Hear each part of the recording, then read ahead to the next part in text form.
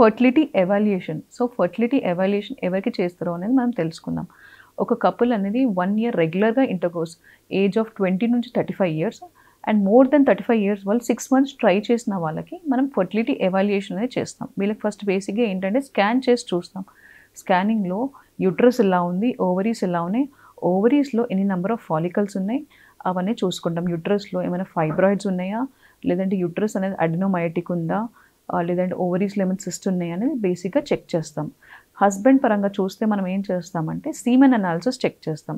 Siemens అనాలిసిస్‌లో మనకేం తెలుస్తుంది అంటే కౌంట్ కానీ, మొటిలిటీ కానీ ఎలా ఉంది అనేది తెలుస్తుంది. సో, దీన్ని బట్టి మనకు బేసిక్ ప్లాన్ చేయొచ్చు. అంతా బానే ఉంది అంటే సింపుల్ ట్రీట్మెంట్స్ లైక్ న్యాచురల్ కానీ ఐఓఐ ట్రై చేయొచ్చు.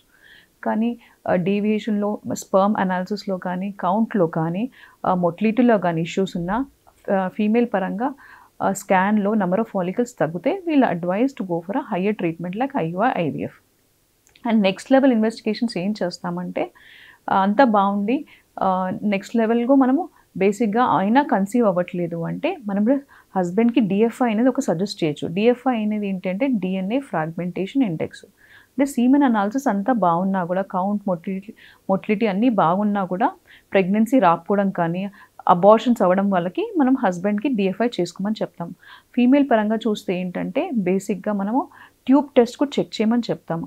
సో, మనకేంటంటే ఫాలికల్స్ అనేది ఓవరీలో రప్చర్ అయ్యాక ఎగ్ అనేది ట్యూబ్‌లో ఉంటుంది. సో, ట్యూబ్స్‌లో స్పెర్మ్స్ అనేది వెజైనా నుంచి ట్యూబ్‌లో ఫర్టిలైజేషన్ అనేది ప్రాసెస్ అవుతుంది.